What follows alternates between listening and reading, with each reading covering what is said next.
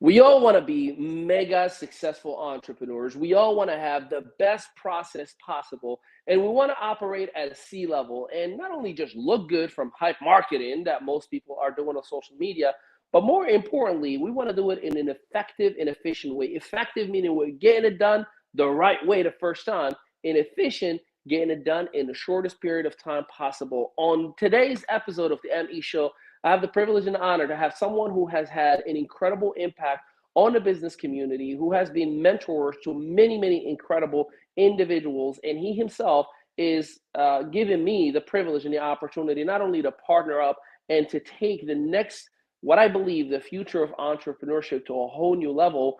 And you have the privilege to hear from him today. This is the ME Show. On me, girls on me, on the dance floor, all eyes on me. Who is he? Man, you better come get your girl dog.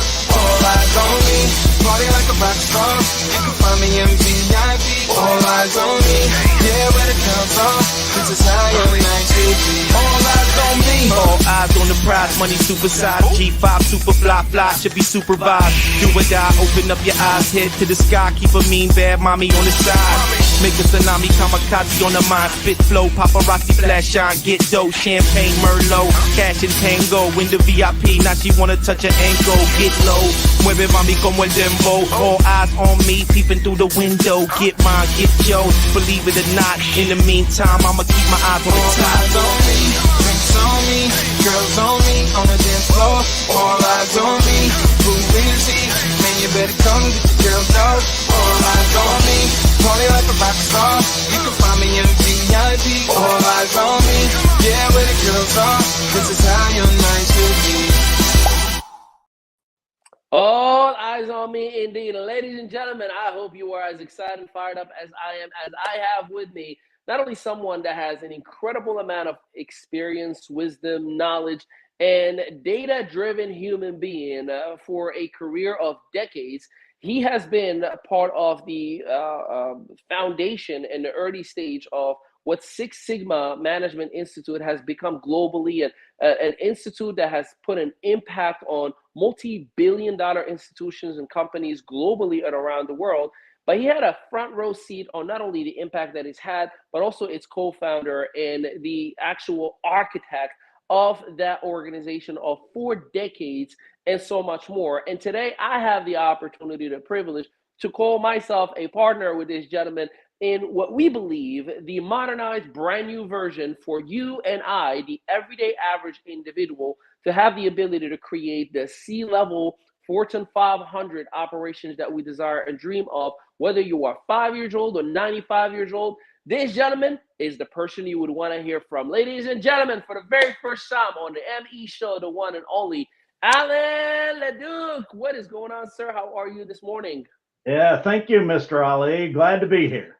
Love having you. And, you know, me and you got to spend a little time in Florida, and we got to chat on a personal note. You know, some fun facts about you is not only you have done extremely well for yourself in the business community and created an impact, but you kind of love to do a long distance motorcycle riding, right? Tell me a little bit about how you even got into that, then we can get into some business.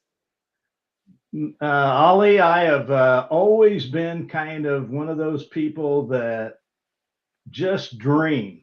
And whether it was in my job or my personal life, you know, I wanted to do things that maybe other people couldn't do. And so I was a young executive, had 2 manufacturing companies, and was general vice president and general manager. I got burned out, decided, well, I'm going to transition. I ended up teaching I thought it was going to be a 1-year contract.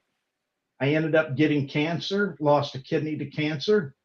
And it's like, okay, maybe having summers off is not such a bad deal. So I took a tremendous cut in pay, if you know how much teachers make, and started teaching. 1 year somehow turned into 28 years at Ball State University. Wow, God bless. So along that path, you know, is like, okay, when you have cancer, you don't know, you start living for today. And I thought, well, you know, when I was young, I really enjoyed having a motorcycle. And I went out, I bought a motorcycle, planning on just riding around the city. And the next thing I know, I heard about this thing called the Iron Butt Association. Yeah, that's what I said, Iron Butt Association. And you have to ride 1,000 miles in 24 hours. And I thought, well, that's stupid. Who would do something like that? And the next thing I know, I'm planning a vacation to Florida, and it's like, oh, there's another ride. If you ride 1,500 miles in 48 hours, that's a different. And so the next thing I know, my vacation is planning on riding my motorcycle to New Orleans and then to Florida. Mm. And it changed my life. And I spent many years doing long distance motorcycle riding. I love it. It seems like there's a little bit of a trend. You know, I was just trying to get in for a 1-year contract and it ended up being 28 years. I was just trying to get into a little bit of motorcycle riding. Then it was 1,000 miles, then it was 1,500 miles, and here you are again. So let's dig into that because of that trend. Your relationship and your impact and you know your experience with Six Sigma Management Institute. Tell us how that even started and you know what happened with the late Dr. Michael Harry and give us the goods that many people don't even know. So, you know, when you're teaching, I was teaching engineering technology, manufacturing engineering technology. And, you know, after a while, you're thinking, I wonder if I even know what I'm doing. You know, I haven't been out there doing it for a while. So, you know, is what I'm teaching really relevant anymore? And I did some consulting and I realized, yeah, I still know a lot more than most people do. Because I had a pretty vast experience. Not only was I an executive, I have an MBA and I have a master's in engineering. So I've got a very diverse background. And so I got into the attitude, maybe I ought to go back into industry. And so I looked up, I heard about Six Sigma. I took a course. It happened to be taught by Dr. Michael J. Harry. Of course, I didn't even know who Dr. Michael J. Harry was. I didn't know he was the chief architect and co-creator of Six Sigma. It was offered through Arizona State, and I had knew a lot of people in statistics from there. And it's like, okay, that's a good school. The next thing you know, I'm sending Michael emails. He was teaching the course, and he actually responded to me. And it's like, oh, that's pretty unusual for an online course. And Michael was a Fortune 50 company guy. He worked with the big boys. I'm a small to mid-size manufacturing company. And so I was asking him questions that he never really thought of. And as Michael would say, we became email buddies. And then the next thing you know, Michael said, hey, would you do something for me? And I did a task. And we had a very unique relationship. Our relationship was, for me, how in the world did I end up working for the #1 guy in my field? I mean, that's a pretty big honor. For Michael, it was, how in the world did I get somebody that's semi-intelligent to work for me for free? Great relationship. And he tried to bring me into the company, but we just liked that relationship. We made each other better. And somehow, you know, that turned into, I like to say, Michael was my teacher, my mentor, my research partner, and most of all, my friend. And that the 15-year relationship. That's amazing. And interesting thing, you know, Six Sigma went on and with the leadership of the late Dr. Michael J. Harry, went on to save companies billions of dollars. And truly, this is not marketing or edification. They truly saved billions of dollars of companies like the GEs of the world and so many more. You know, what was the impact of that? You knowing that information in terms of your commitment and passion to lead with Six Sigma, you know, at that time. Well, you know, with Michael, you know, he had done those early deployments, and you're right. I mean, he was working with Fortune 50 companies, saving them billions of dollars. Right. And then, you know, Michael decided that his real goal and his real passion was to evolutionize Six Sigma, change it from what it was to something bigger.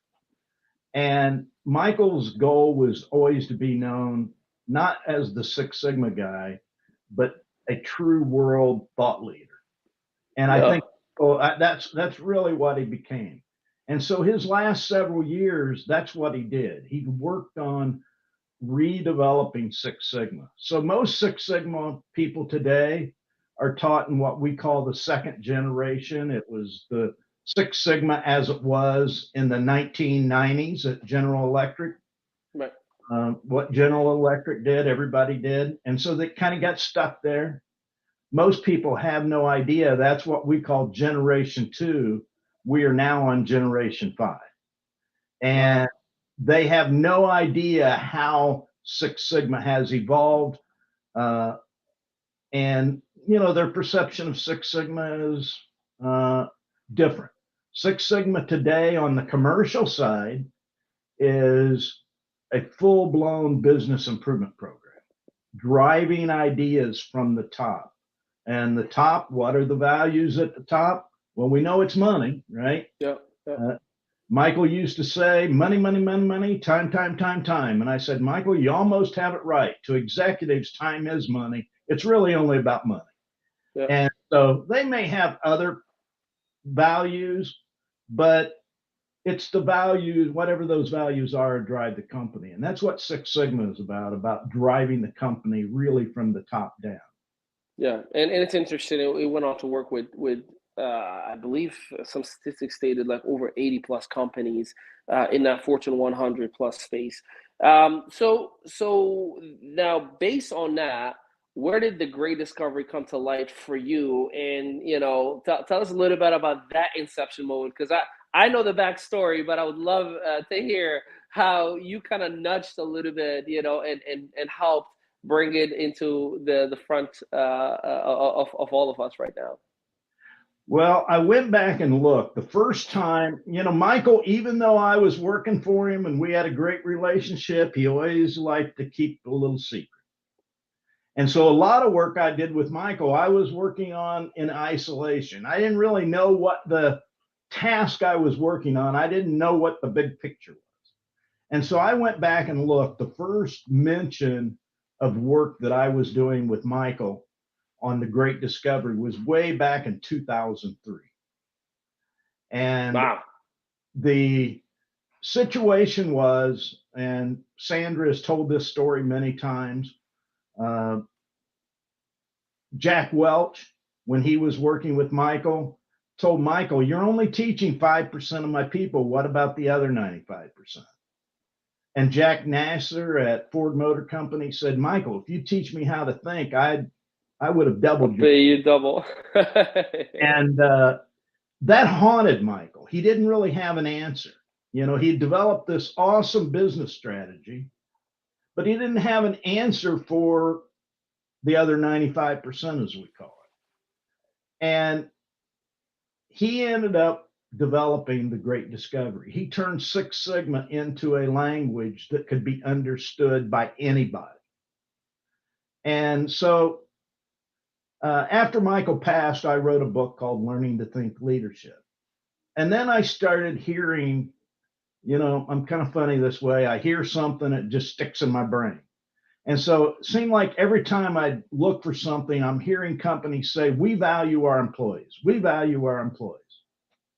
And I realized they say that, but they don't really have a mechanism that can show that they're really valued. That backs it up, yeah. And so I took the Great Discovery, and I used that in a course that I developed for the commercial side called Learning to Think Leadership. That reignited Sandra's interest in the Great Discovery, which had been there all along. And so she started working on the Great Discovery. And she called me one day and she was trying to work through Michael's model and my model and tried it. And I said, Sandra, I've tried to implement all of the models that Michael conceived, and they're just not workable. They're not implementable. It's a great idea, but they're not implementable. And I said, it is really an honor for you to develop that work versus trying to just use what's there. Right. And that was a big statement. You know, she really honored Michael's work and didn't want to really change it any. And, you know, I can appreciate that. And so I told her and Kathy Lawson, which is another one of our partners, you know, what you guys need to do is you need to use the Great Discovery on the Great Discovery. Yeah. And so Sandra and I talk on the phone almost every day, and she didn't talk to me for about 2 weeks. And so, and then she came back and she had some great ideas and wanted some help. And I said, Sandra, the two experts on the Great Discovery is Sandra Harry and Kathy Lawson. And so I can answer you, but I'm not going to. She didn't talk to me for about another 2 weeks. The result is the Great Discovery. Yeah, that's right. Sandra Harry and Kathy Lawson took that nudge and developed what we know today as the Great Discovery, which is Six Sigma for everyone. And as you can see behind me, there are a couple little books up there. We even took it down to kindergarten level. Yeah, we'll dig into that as well. You know, it's I love how you stated that. Excuse me. One of the things that you've mentioned was Six Sigma and the Great Discovery are pretty much the same process. It's just a repackaged for a different audience. Can you please elaborate on who that individual is that the Great Discovery is for? Absolutely. So with Six Sigma, one of the things that happened in the early years, Michael, he was the only guy. Anybody that is taught Six Sigma was taught by somebody who was taught by somebody who was taught by Michael. He developed the delivery system that we know. And in the early days, Michael worked with CEOs and a management team. And he taught them the strategic part of Six Sigma. And then he worked with belts, originally only black belts, and he taught them how to complete projects efficiently and effectively using what most people know as DMAIC, define, measure, analyze, improve, control. And so basically, if you were to lay these two systems together, the commercial model that Michael taught and the Great Discovery, they lay together exactly. It's just that we use different words, and we now teach both strategy and execution together, even to lay people. And so who are those people? Anybody. Absolutely. And that's how I got stuck on the children's book. I got that word. Michael used to say, we can teach Six Sigma to anybody. And that word got stuck in my brain. And I thought about it for months. And I called Miss Sandra and I said, Sandra, I know you want to be an author. I got this idea. How would you like to author a series of children's books? And of course, she said yes, and we created the children's books. But it's not just for children. It's for anybody that feels some dissatisfaction in their life, whether it's a dissatisfaction with relationships, family, want to start a new career, want to start a business, you retired and you think life's over. It really doesn't matter. If you can dream, then we can, and we will show you how to dream if you don't think you can dream. And if you can dream, then we can show you how to make those dreams not be pipe dreams, but real dreams. Yeah, no, absolutely. And hey, even my children, like this is actually my copy. My kids individually have their own copies, you know, Bentley's Dream and Bentley's Dream, the activity book. And they are not only in love, but, you know, they're always going back to it. And they're 2 and 5 years old, or 2.5, almost, and 5.5. Excuse me, I'm a little under the weather. You know, the dream, Bentley's Dream and TGD Kids. And by the way, for anybody who has children, tgdkids.com, tgdkids.com, definitely visit and check out the series It is expected to have a 12-part series for the books themselves, and they're going to be turned into animations. And I do also know that a school system has already adopted TDD Kids. Can you tell us a little bit about that? Well, Ali, this is, I told you my history in becoming a professor at the university. And even when I was an executive, I was always a teacher. My idea of management was if I teach somebody how to do what I'm doing, I can go do something else. And so I was just always a teacher. Right. And so one of my dreams was always, how can I get this idea of Six Sigma into the school system? When I was at Ball State, I started a minor in process improvement that was based upon Michael's work. And I actually trained undergraduate students to become black belts. And so then it was like, once I realized this could be taught at a younger age, how can I get this into K through 12? And so I knew a superintendent at a local school. Community school is a small school, and he was a friend of mine for many years. I presented the idea to him. It wasn't like, hey, here's what I'm going to offer you, and we're going to go through this step by step. It was a collaboration, because what do I know about K through 12 schools? But I know how to make things happen. And so we started through the process. They have adopted our Bentley Kids series books, and they're using those in the classroom. I have a meeting coming up this week, and we are going to start using dream boards and the Great Discovery to help parents and children choose what classes their middle school and high school kids will take. And then next year, we're going to invoke all of the Great Discovery, and every high school student will develop a 4-year post-graduation plan as to where their career will be 4 years after they graduate.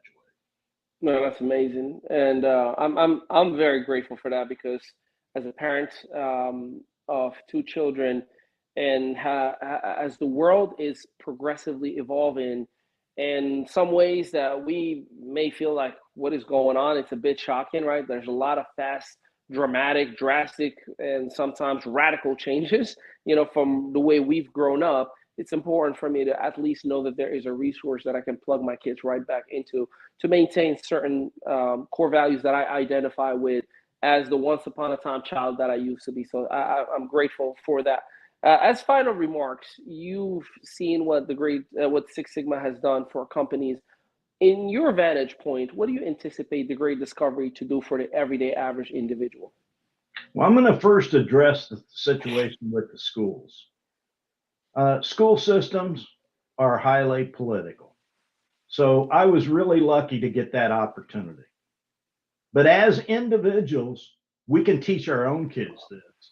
And then we can go to the school system and say, hey, why aren't we teaching this? So it really starts at the home and then works back to the schools. And like that, what I see is going to happen with the Great Discovery, we are now have a plan complete with personal coaching, if you want that, group coaching, semi-private coaching.